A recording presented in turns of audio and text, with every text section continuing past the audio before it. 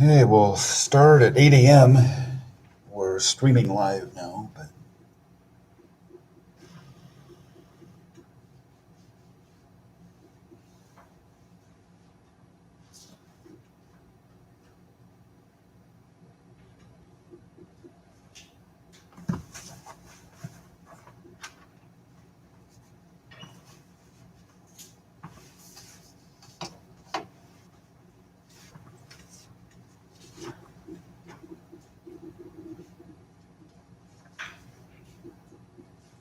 so let's see.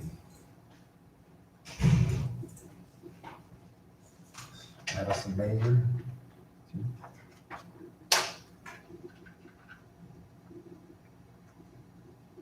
Taylor Miller.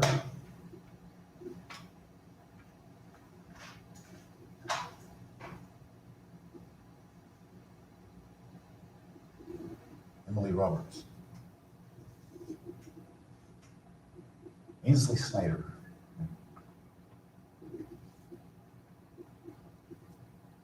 Making some pretty good guesses so far. Sina Kajay. Let's see.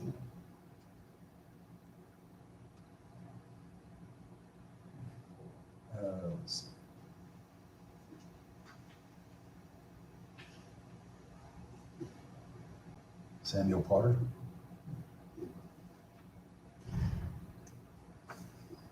So what I got 5 out of 6 on that? It's not bad. So if you're online, you can go ahead and sign in.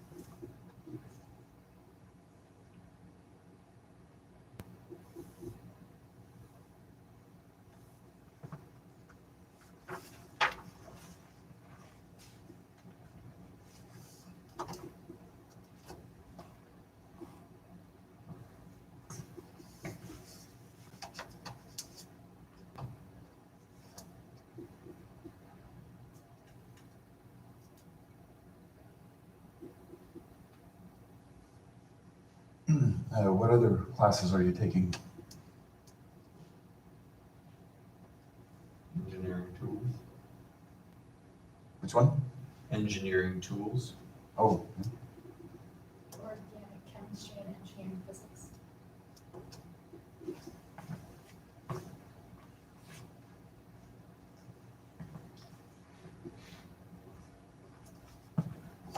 So it seems like engineering things are mapped out pretty nicely for students. And other majors are not quite as clear cut. It's more like out of these 12 courses, pick 3 or something. I don't know if there's that much leeway in engineering. You might have a few electives, but not, it's pretty straightforward. There's a lot of like this whole hierarchy of prerequisites. Okay, we'll start in about a minute.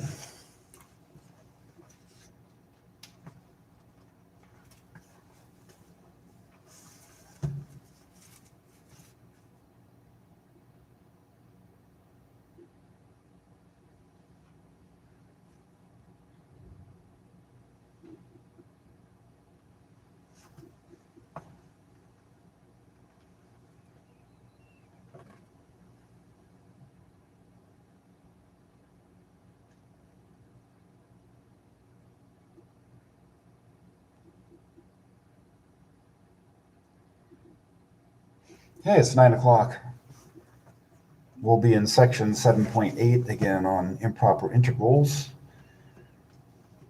And remember that we have test 1 week from today. It will be over sections 7.1 through 7.6.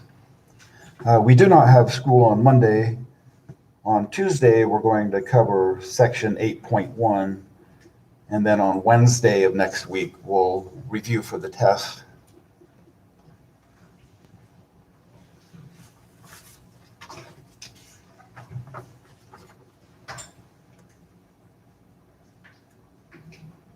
For a few minutes, we'll discuss improper integrals of type 2.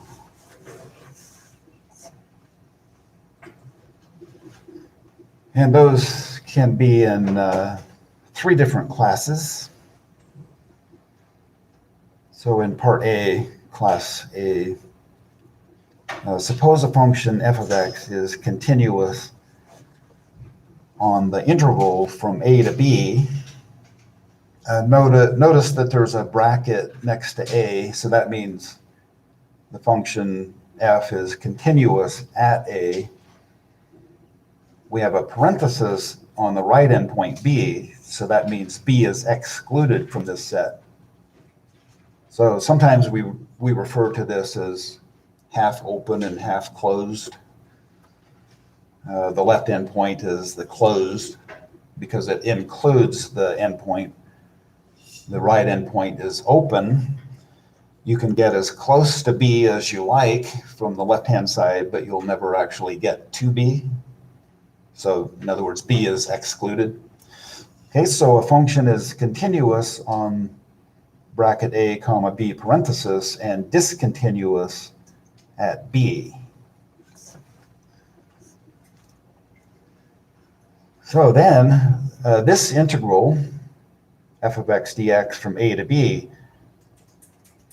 well, when we look at that, it looks like a definite integral, but it's improper because b is not actually a point where the function f is continuous.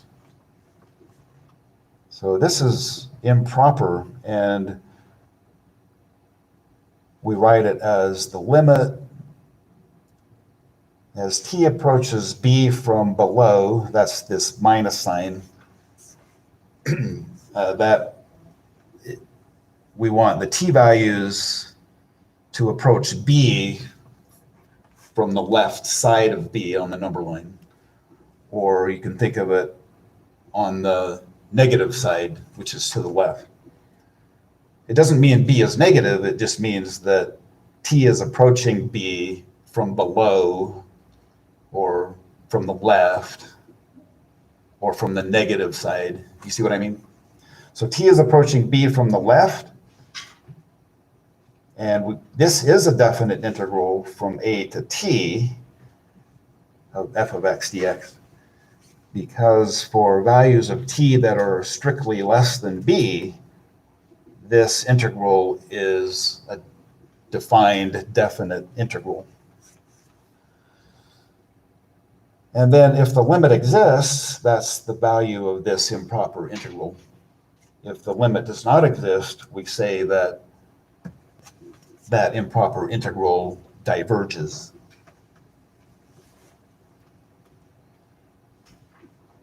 Okay, class B is similar. This time the left endpoint is open and the right endpoint is closed. So suppose a function f of x is continuous on the half open, half closed interval from a to b, and discontinuous at a, then the improper integral of f of x dx from a to b, this is equal to the limit as t approaches a from above. The plus sign means above a or to the right of a or the positive side of a. So the limit as t approaches a from the right of the definite integral from t to b of f of x dx. And if the limit exists, that's the value of that improper integral.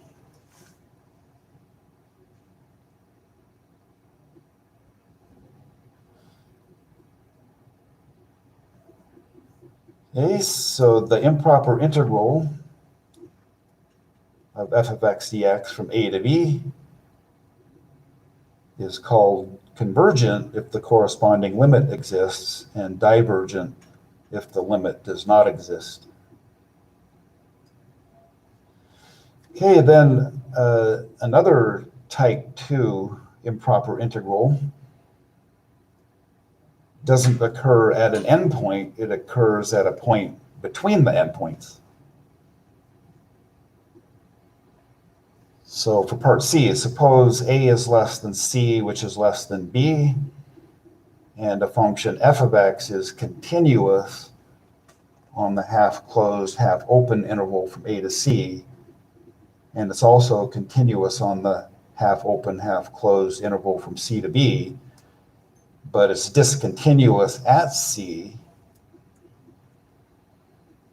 So if both of these improper integrals, the one from A to C and the one from C to B, if both of those are convergent, then this improper integral from A to B is equal to the sum of the other two limits.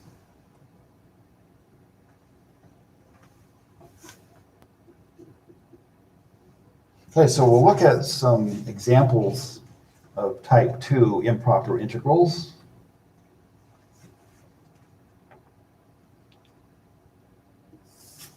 So there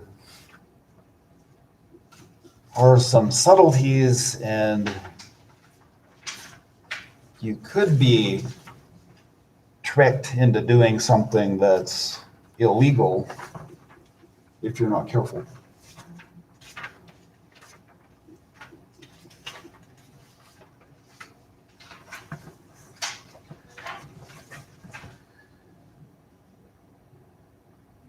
Okay, so we evaluate this integral.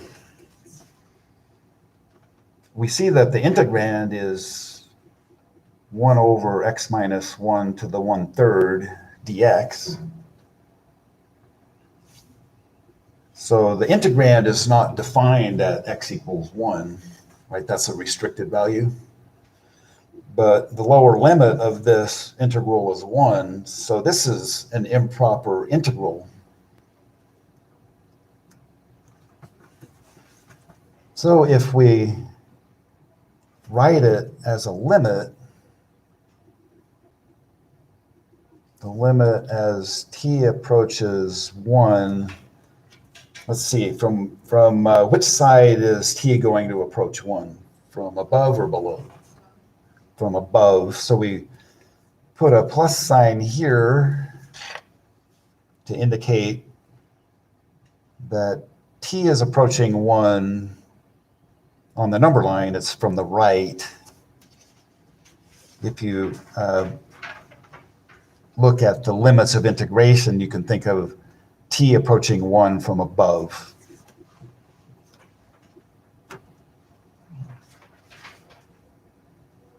Okay, so the definite integral we write, we put t where 1 was, and then 2 for the upper limit. And I'm going to rewrite this integrand instead of 1 over x minus 1 to the 1/3. I'm going to write it as x minus 1 to the negative 1/3 dx. Okay, we can pretty easily find an antiderivative of x minus 1 to the negative 1/3.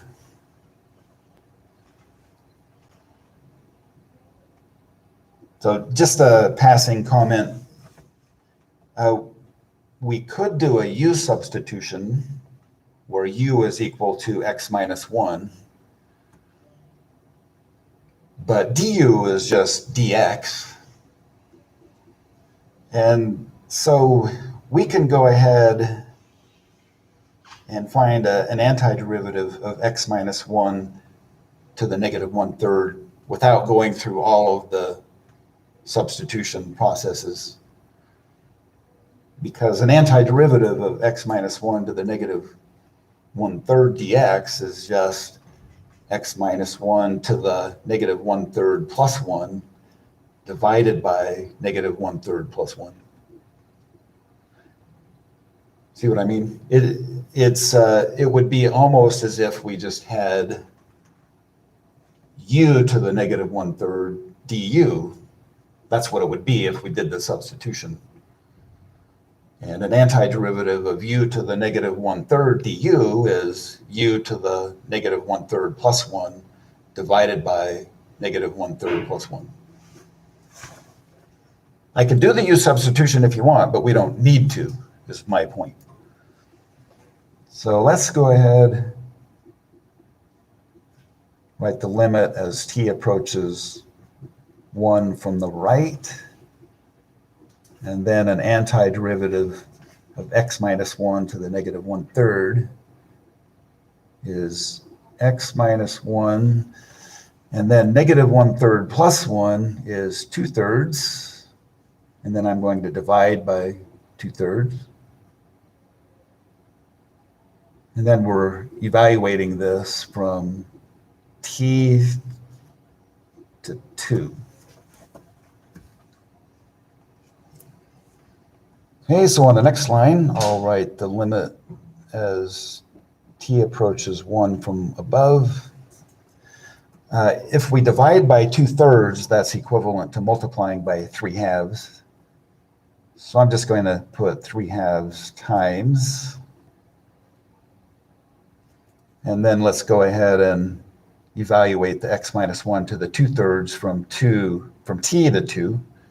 So the upper limit is 2.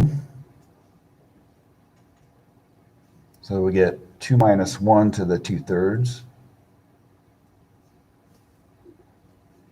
And then minus, this time replace x with t, so we get t minus 1 to the 2/3.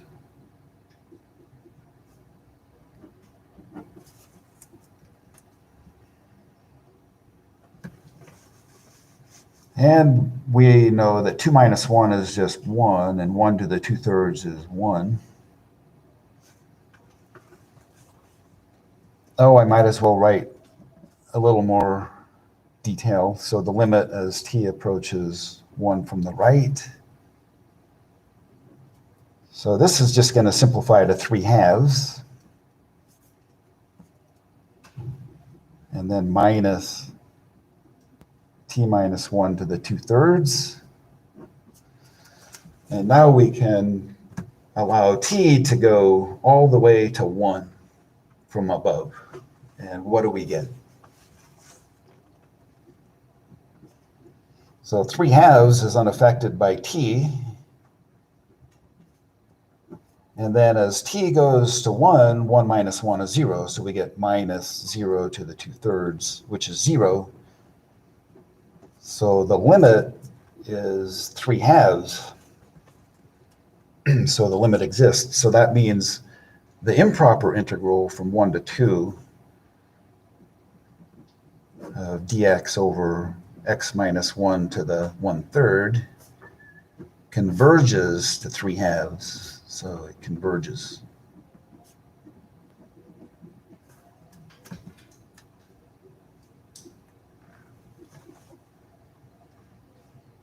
Okay, in the next example, evaluate the integral of 1 over x dx from negative 1 to 2.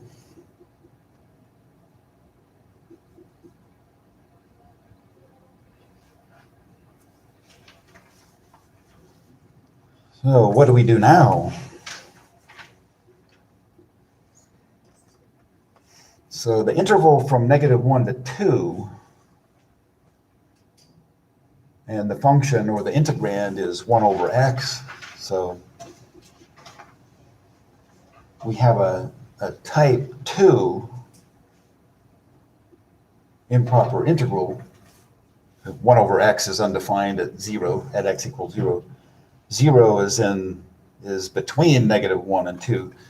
So we have a type 2 improper integral of class C, the third one that we talked about on that very first page. So we can write this as a sum of 2 improper integrals of type 2 class A and B, right?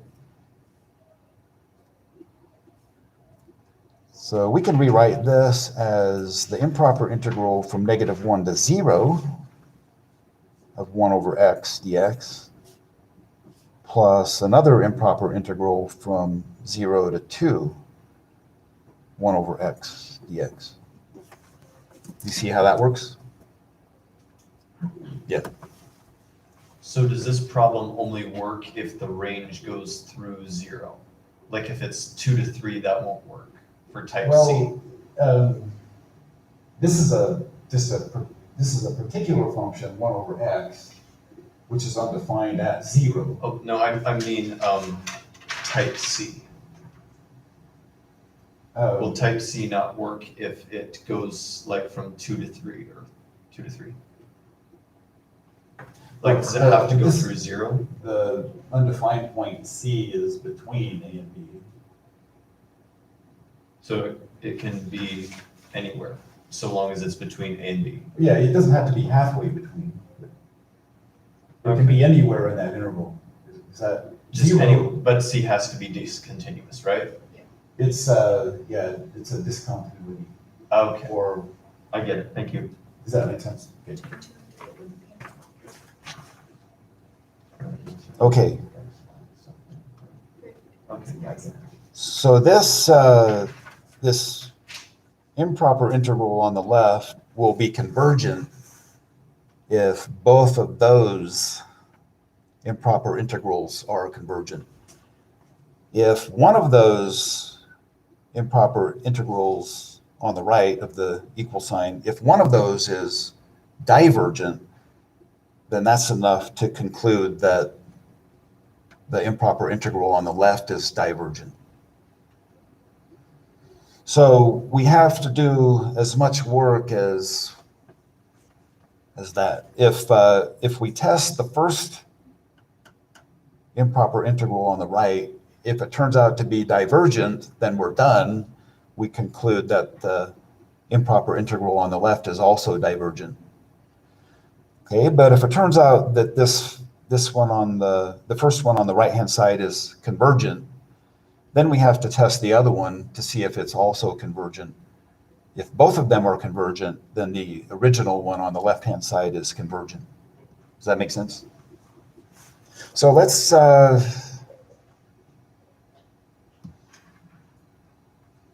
don't know. I want to do the one on the right.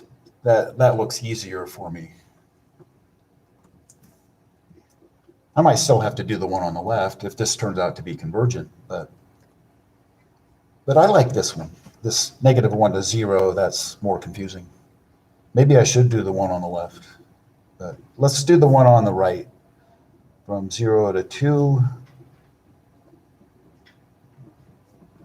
1 over x is not defined at 0, so this is clearly improper. So we write it as the limit as t approaches 0 from above of the definite integral from t to 2 of 1 over x dx. Hey, we know an antiderivative of 1 over x.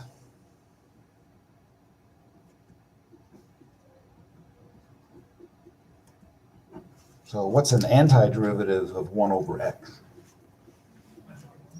Yeah, the natural log of x, natural log of the absolute value of x. Since our t-values are from t to 2 are positive, we don't really need the absolute values, but I don't want you to get into a bad habit, so I'll just write the natural log of the absolute value of x, evaluated from t to 2.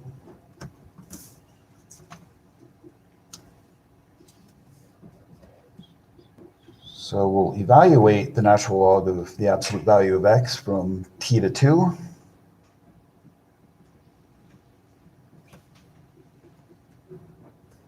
So we get the natural log of 2 minus the natural log of t. The natural log of 2 is just a number, and what happens to the natural log of t as t approaches 0 from the right?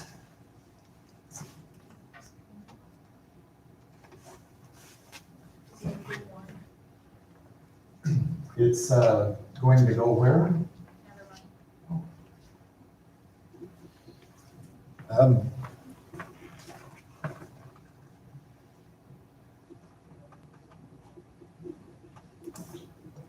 Maybe to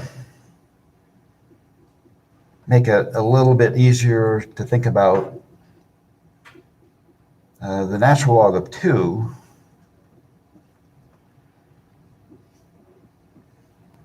is the value that we get. And then we can think of this as minus the limit as t approaches 0 from the right of the natural log of t. And then let's just focus on this part, because what this does is going to determine whether this improper integral converges or diverges. So let's graph y equals the natural log of t in the ty plane.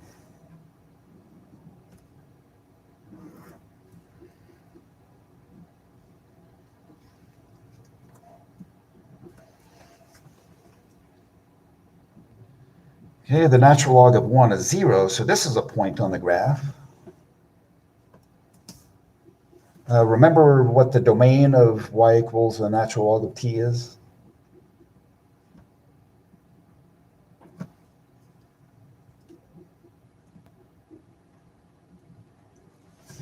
So arguments of logarithms cannot be negative.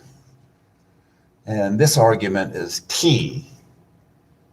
So the domain of this is t greater than 0, or parenthesis 0 comma infinity using the interval notation. The parenthesis next to 0 indicates that 0 is not part of the solution, part of the domain. Okay, but the graph of the natural log of t will look something like this. The y-axis, or x equals 0, the vertical line x equals 0 is a vertical asymptote. So as t approaches 0 from the right,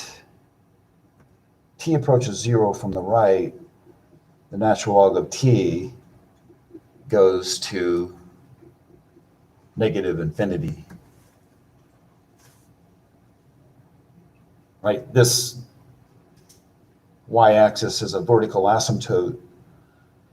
So as the t values get close to 0 from the right, the function values go to negative infinity. So this limit does not exist. You see that? You can use the graph to help you understand that. Okay, so this limit does not exist. It means it's divergent.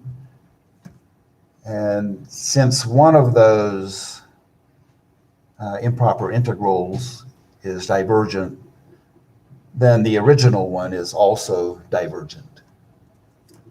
So this diverges because this limit does not exist.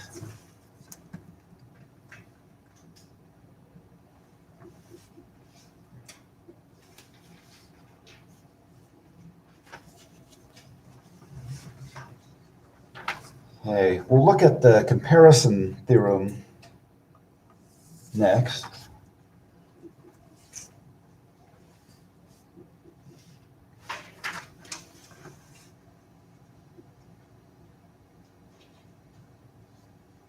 Okay, the comparison theorem.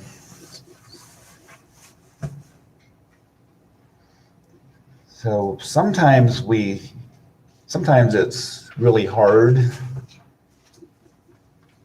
or next to impossible to evaluate some improper integrals. But we might still be able to determine if one of those is convergent or divergent by comparing it with another improper integral that we know either converges or diverges. So here's the comparison theorem. Suppose f and g are continuous functions on the interval from a to infinity, where 0 is less than or equal to g of x, which is less than or equal to f of x, for all values of x that are in the interval from a to infinity. So if the improper integral of f of x from a to infinity is convergent, then under these circumstances, the improper integral of g of x from a to infinity is also convergent, because 0 is less than or equal to g of x, which is less than or equal to f of x. So this is like a boxed out type of situation. G of x is always between 0 and f of x. And if this improper integral of f of x from a to infinity converges, then any function whose function values are less than or equal to f of x and still greater than or equal to 0 will also be convergent. Yes? Would it be possible for g of x to be, or would it be possible for g of x to be convergent, but f of x to then be divergent? Or, If g of x is greater than? no, so like, if g of x ended up being convergent, does Oh. that necessitate that f of x is going to be? No, not if g of x is less than or equal to f of x. If g of x is convergent, then any function greater than that Could still be divergent? may be convergent, but it doesn't have to be. Okay. So this is like saying, well, this only says a couple of things. The other cases may or may not, depending. But the idea here is, if this is convergent, then any function less than or equal to it is convergent, but not necessarily the other way around. Thank you. Yeah, that's a good point to bring up, though. Here, the other part of the comparison theorem, this one says if the improper integral of g of x from a to infinity is divergent, then so is the improper integral of f of x from a to infinity. That's also divergent. So the inequality can, or these inequalities can help us understand that. If 0 is less than or equal to g of x, but the improper integral of g of x, if that diverges, then any function greater than or equal to g of x must also be divergent on the same improper integral. And the question that was asked, if the improper integral of g of x is convergent, if that's all we know, then that doesn't tell us anything about the improper integral of f of x. So it may or may not be convergent.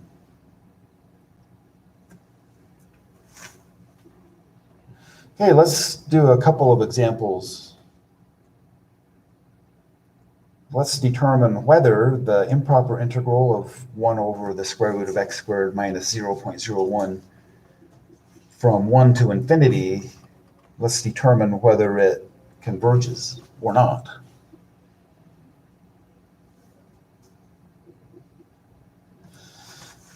Hey, if it turns out to be convergent, then that means we want to find another function whose function values are greater than or equal to 1 over the square root of x squared minus 0.01. On the other hand, if this turns out to be divergent, that means we want to find a function whose function values are less than or equal to 1 over x squared minus 0.01, but which diverges.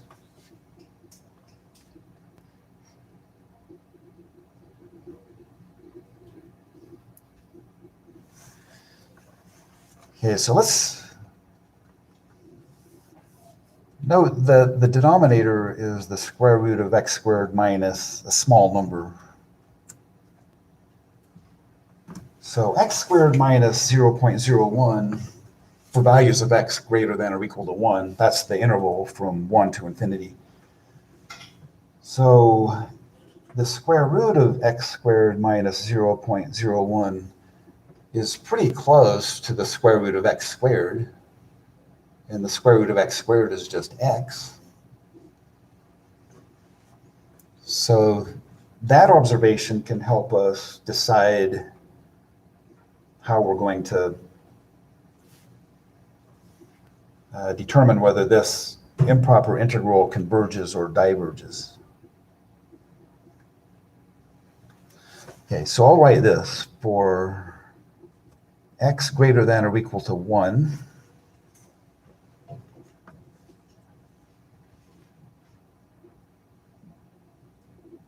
The square root of x, the positive square root of x squared is just x. So do you agree with that?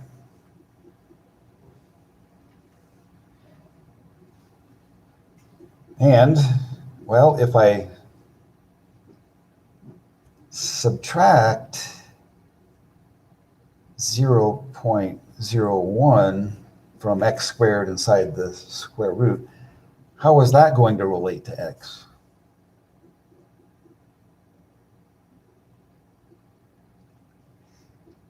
So I'm thinking it should be less than x, right?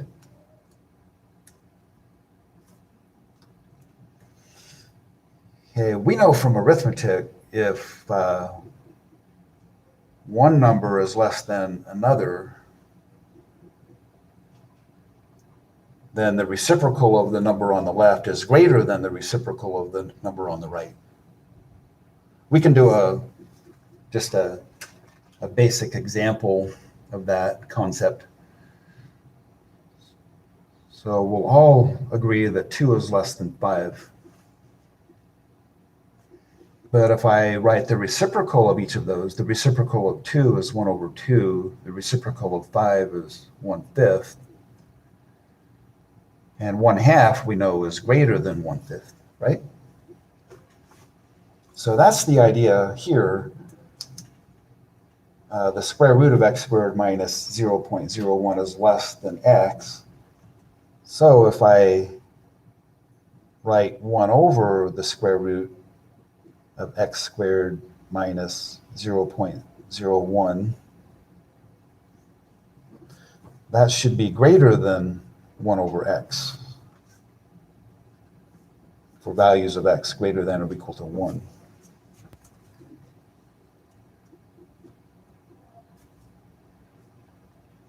See how that works? So now we are just a couple of steps away from the answer.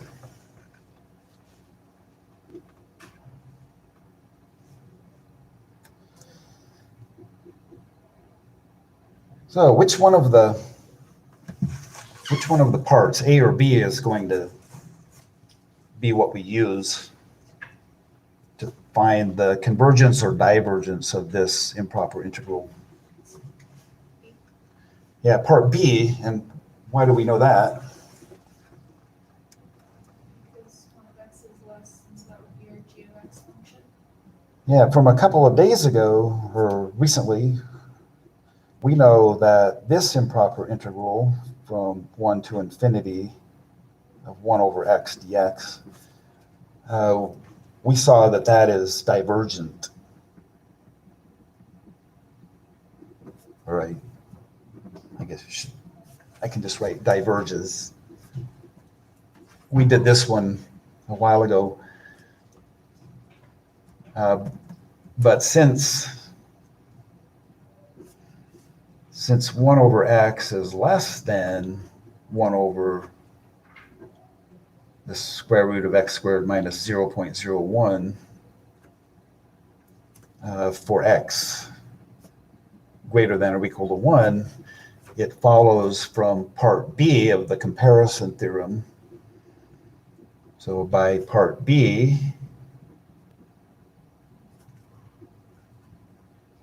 this improper integral also diverges.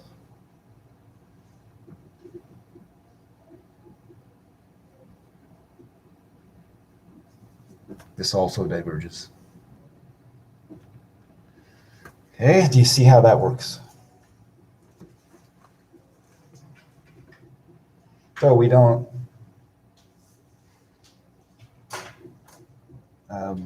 need to do any more than that. We just compared it, and then we concluded that it diverges in this case. Hey, let's look at the next example, another improper integral.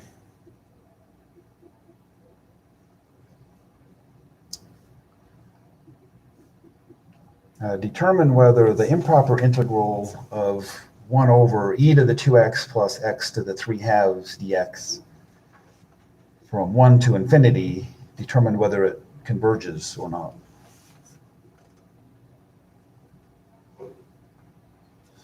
Does anyone know an antiderivative of 1 over e to the 2x plus x to the 3/2?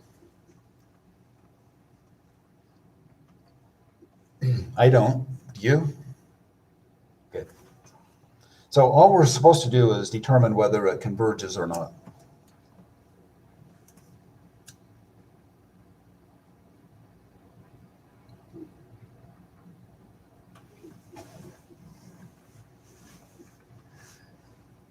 Okay, so we can do, I know that we can answer the question one way. I think there's a second way. I'm pretty sure a second way would work, but let's just go with the first way.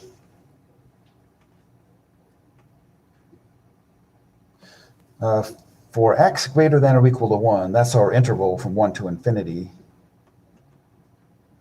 For x greater than or equal to 1, how do the terms e to the 2x plus x to the 3/2 and x to the 3/2 compare? So what I'm looking for is an inequality between those terms.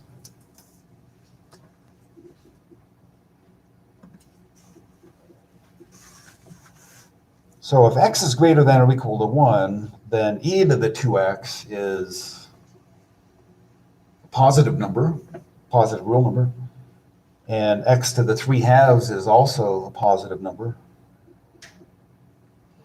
And on the right-hand side, x to the 3/2 is the same as x to the 3/2 on the left.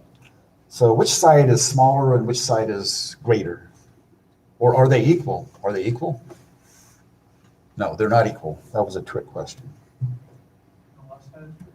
Yeah, the left side is greater.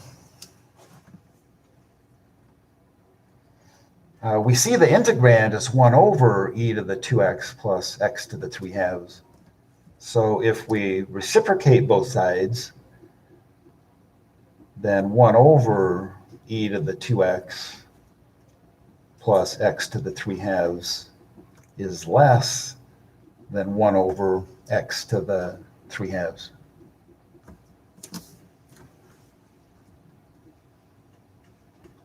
Okay, we know something about the improper integral from 1 to infinity of 1 over x to the 3/2 dx. What do we know about this?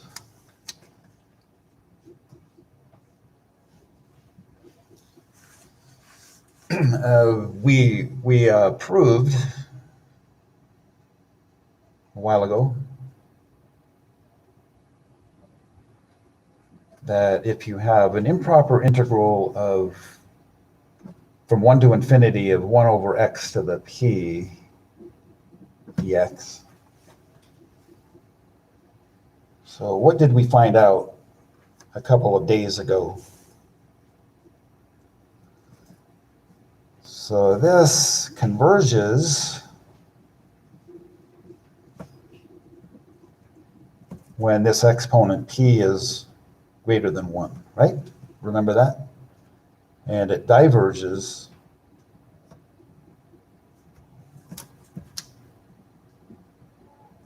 when that exponent p is less than or equal to 1. So we have a case where p is greater than 1, 3/2 is greater than 1. We don't really need to evaluate this now, but we do know that it converges based upon this theorem. So this converges.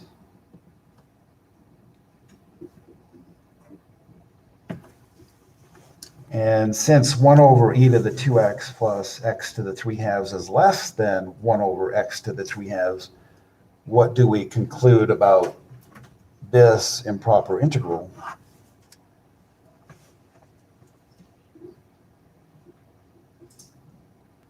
Also converges. It converges by part A of the comparison theorem.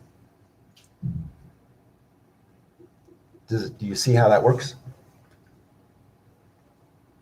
So since this function, 1 over e to the 2x plus x to the 3/2 is less than 1 over x to the 3/2,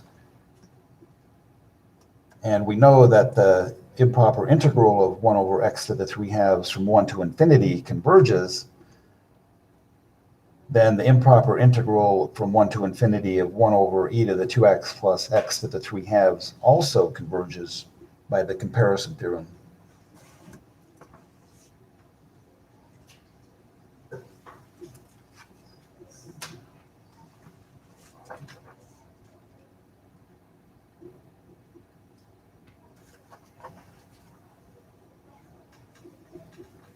Okay, I want to do, there's a bunch of things I could do, but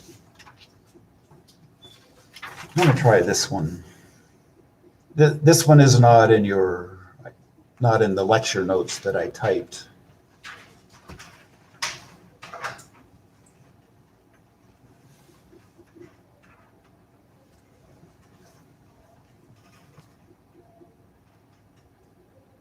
But there's something I want you to see in this particular example.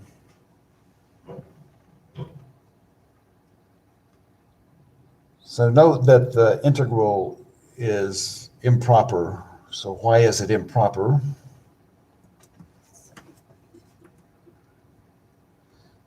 The upper limit is 0, but the integrand is undefined at 0. Division by 0 is undefined. So this is an improper integral.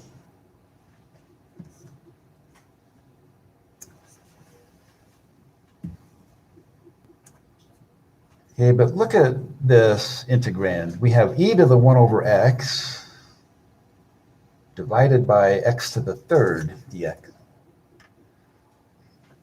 So if we were just to look at the indefinite integral of e to the 1 over x divided by x to the 3rd, how would you go about evaluating that integral?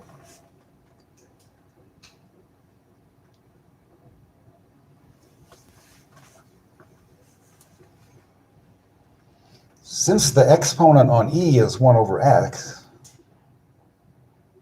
I might try a substitution like u equals 1 over x, and du, 1 over x is x to the negative 1, so du turns out to be negative 1 over x to the 2nd dx.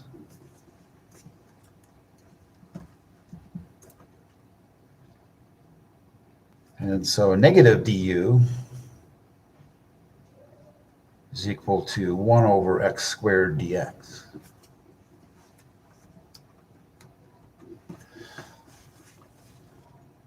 Okay, so I'm going to rewrite this integrand.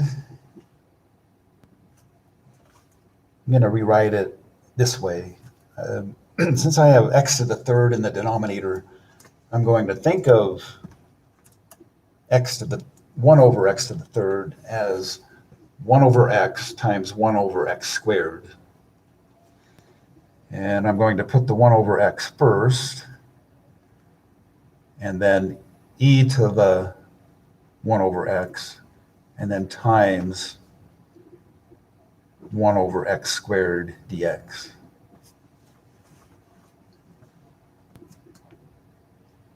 So now we can make our u substitution. So I'm going to replace 1 over x squared dx with negative du, so I'll have a negative sign out front. And then the 1 over x, I'm replacing that with u. E to the 1 over x is e to the u. And the 1 over x squared dx, I already accounted for the negative sign, so I just need du.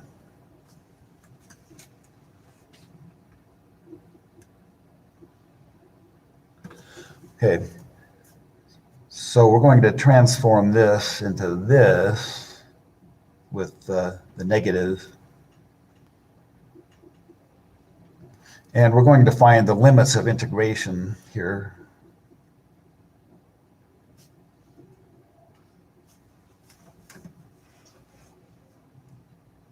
Okay, so remember our substitution, u equals 1 over x. In this original improper integral, the lower limit is x equals negative 1, and the upper limit is x equals 0. So using our substitution, u equals 1 over x, we're going to find the limits of this integral, which have to be u values. The lower limit has to be a u value, the upper limit has to be a u value, right? So when x is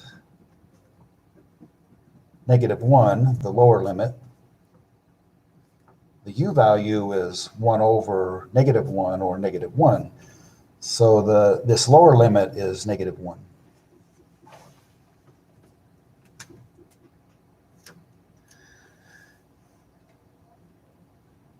Well, we can't exactly put 0 in for x, but x is going to approach 0 from the negative side. So when x is less than 0, but really close to 0,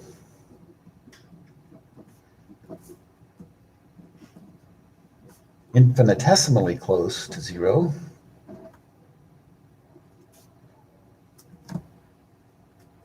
so u is 1 over x, but what does u get close to as x gets close to 0 from the negative side?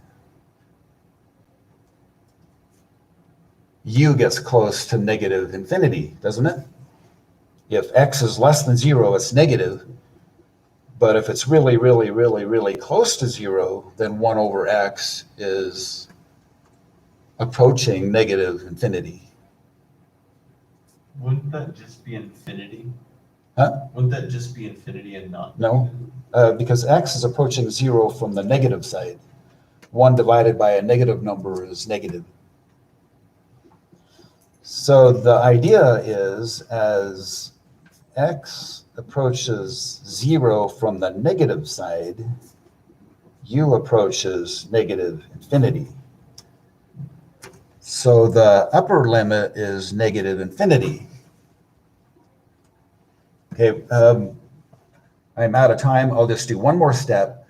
Remember from Calc 1, if you have the negative of an integral, you can write it as a positive if you switch the order of the limits. So the negative of this improper integral from -1 to -infinity is equal to the positive improper integral from -infinity to -1.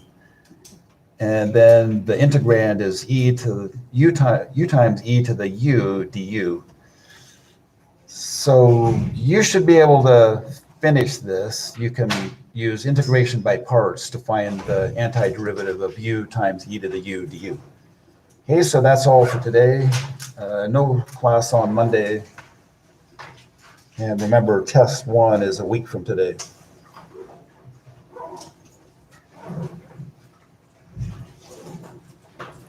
Wait, that's one is what today? It's September. No, no, oh, a week from today, okay. Yeah.